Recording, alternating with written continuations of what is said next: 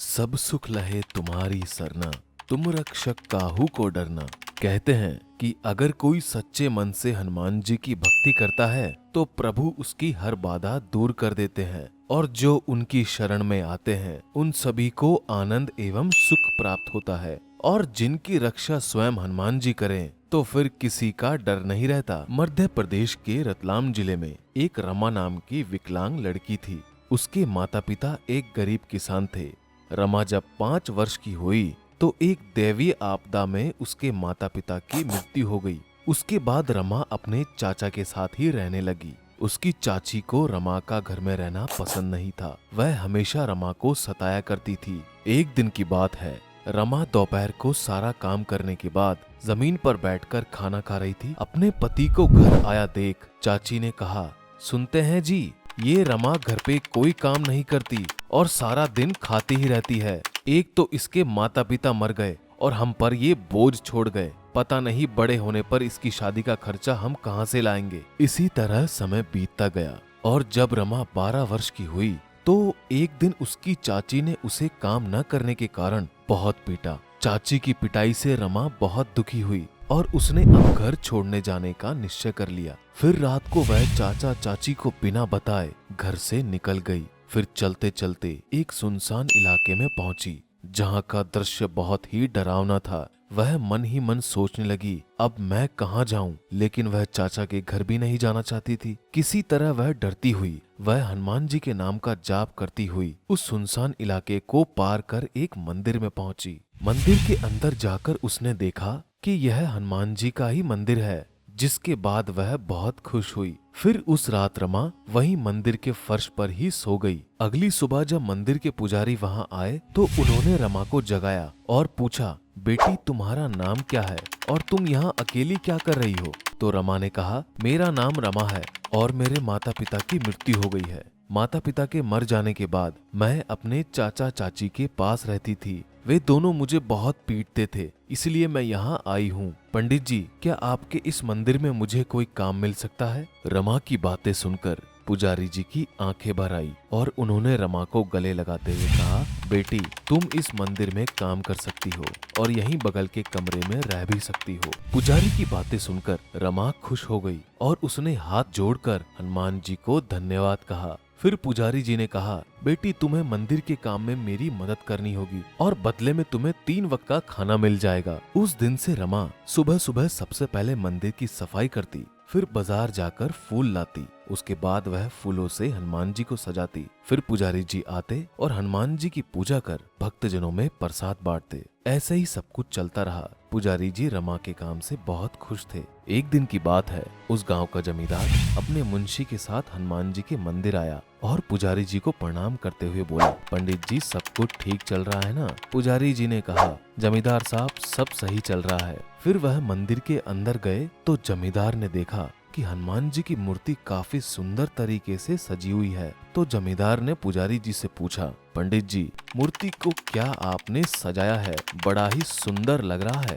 तब पुजारी जी ने कहा, नहीं नहीं, कुछ दिनों पहले यहाँ एक अनाथ लड़की आई थी जिसे मैंने काम पर रख लिया। तब से वही मंदिर का सारा काम करती है। फिर पुजारी जी ने रमा को बुलाया। रमा ने आते ही जमींदार को प्रणाम किया। जमींदार साहब ने रमा से कहा, बेटी पुजारी जी तुम्हें केवल 3 वक्त का खाना ही देते हैं, लेकिन इस महीने से मैं तुम्हें 1000 रुपए भी दूंगा। जमींदार की बातें सुनकर मुंशी हैरान रह गया। वह मन ही मन सोचने लगा कि मैं इस जमींदार के पास 5 वर्षों से काम कर रहा हूँ, इसने मेरी सैलरी कभी नहीं बढ़ाई और इस लड़की को अब यह 1000 रुपए देगा। वह मन ही मन जमींदार और रमा से ईर्ष्या करने लगा। फिर जमींदार साहब ने पुजारी जी से कहा, पंडित जी मैं सोच रहा था कि अब इस मंदिर में हनुमान जी की सोने की मूर्ति लगवा दूं। कृपया कर आप एक शुभ दिन देखकर मुझे बता दें। पुजारी जी ने तभी पंचांग निकाला और जमींदार को शुभ दिन के बारे में बता दिया। इधर सोने की मूर्ति की बातें सुनकर जमींदार का मुंशी चिढ़ गया और मन ही मन उस सोने की मूर्ति को चुराने की योजना बनाने लगा। जब शुभ दिन आया तो सुबह से ही मंदिर में काफी लोग आ गए। मुहूर्त से पहले जमींदार भी अपने मुंशी और हनुमान जी की सोने की मूर्ति के साथ मंदिर आ पहुँचे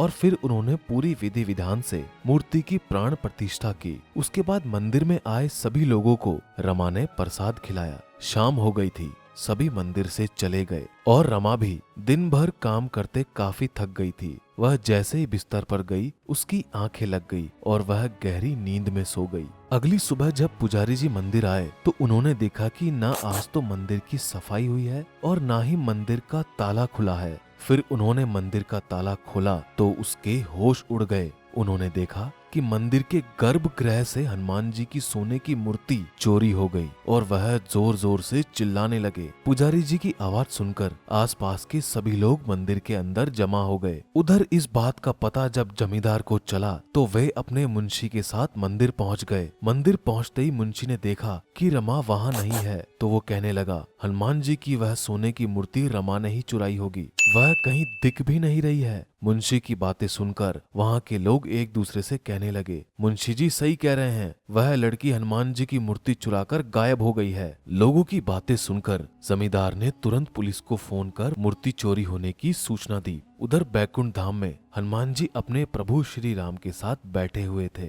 तभी भगवान श्री राम ने कहा, हनुमान, पृथ्वी लोक पर तुम्हारे एक भक्त के ऊपर झूठा आरोप लगाया जा रहा है, अब तुम्हें ही कुछ करना होगा। प्रभु की आज्ञा पाते ही हनुमान जी वहां से अदृश्य हो जाते हैं और पृथ्वी लोक पर पहुंच जाते हैं। इधर मंदिर में शोर शराबा सुनकर रमा की नींद भी खुल जाती है। रमा के मंदिर पहुंचते ही पुलिस भी वहां आ जाती है और रमा को गिरफ्तार करने के लिए आगे बढ़ती है। तभी एक मनुष्य वहां आता है और कहता है, इंस्पेक्टर साहब, इस लड़की को छोड़ दीजिए, इस लड़की ने मूर्ति नहीं चुराई है, हनुमान जी की सोने की मूर्ति मैंने चुराई है। कल जब पूजा के बाद सभी लोग चले गए और यह लड़की भी अपने कमरे में जाकर सो गई थी, तब मैंने मूर्ति वहां से चुरा ली। उस व्यक्ति की बातें सुनकर पुलिस रमा को छोड़ देती है और उस व्यक्ति यानी हनुमान जी को पकड़कर थाने ले जाती है और सलाखों के पीछे बंद कर देती है। इसके बाद मंदिर के सभी लोग वहां से चले जाते हैं। यह देखकर जमींदार का मुंशी मन ही मन खुश हो रहा था, क्योंकि उसी ने ही असल में हनुमान जी की मूर्ति चुराई थी। अब जमींदार को दिखाऊंगा कि मेरे पास भी पैसे हैं, उसने एक एक पैसे के लिए मुझे बहुत तरसाया है। यही सब सोचता हुआ मुंशी अपने घर गया और मूर्ति को छूकर देखने लगा। इधर पुजारी जी ने रमा को मंदिर के काम से निकाल दिया और जेल में बंद हनुमान जी को यह सब अच्छा नहीं लगा। वह क्रोधित हो उठे और उन्होंने क्रोध में आकर जेल की सलाखों को तोड़ दिया और अपने असली रूप में आ गए। यह देख पुलिस वाले खड़े हो गए और सभी हनुमान जी को प्रणाम करते हुए माफी मांगने लगे, प्रभु हमें माफ कर दे, हम लोगों से बहुत बड़ा पाप हो गया। तब हनुमान जी ने कहा, चलो मेरे साथ और असली चोर को पकड़ो। उसके बाद सभी पुलिस वाले हनुमान जी के पीछे पीछे मुंशी के घर पहुंचे। फिर हनुमान जी ने जब दरवाजा खटखटाया, मुंशी ने पहले ही मूर्ति को छिपा दिया और फिर दरवाजा खोला और अपने सामने हनुमान जी और पुलिस वाले को देखकर डर गया। हनुमान जी ने कहा, यही मूर्ति का असली चोर है और सोने की मूर्ति को अपने घर में छुपा रखा है। उसके बाद पुलिस वालों ने मुंशी के घर से मूर्ति बरामद कर ली और मुंशी को गिरफ्तार कर मंदिर पहुंची। वहां हनुमान जी ने पुजारी जी से कहा, बेटी रमा कहाँ है? तो पुजारी जी ने कहा, अभी उसे मैंने काम से निकाल दिया है और वह कमरे में अपना सामान बांध रही है। तभी हनुमान जी ने पुजारी जी से कहा, रमा मेरी भक्त है और वह बड़ी ही ईमानदार है, चोरी इस मुंशी ने की थी, इसकी सजा आप रमा को क्यों दे रहे हैं? हनुमान जी की बातें सुनकर पुजारी जी ने रमा से माफी मांगी और कहा, बेटी मुझसे गलती हो गई, तुम इस मंदिर में जब तक चाहो रह सकती हो। उसके बाद हनुमान जी अपने प्रभु श्री राम के पास चले गए और मुंशी का पूरा जीवन जेल में ही बीता। रमा ने भी अपना पूरा जीवन हनुमान जी को समर्पित कर दिया। तो मित्रों, उम्मीद करता हूँ कि आपको हनुमान जी की ये कथा आपको पसंद आई होगी। अगर आपको पसंद आई हो तो इसे ज्यादा से ज्यादा शेयर और लाइक करें। धन्यवाद।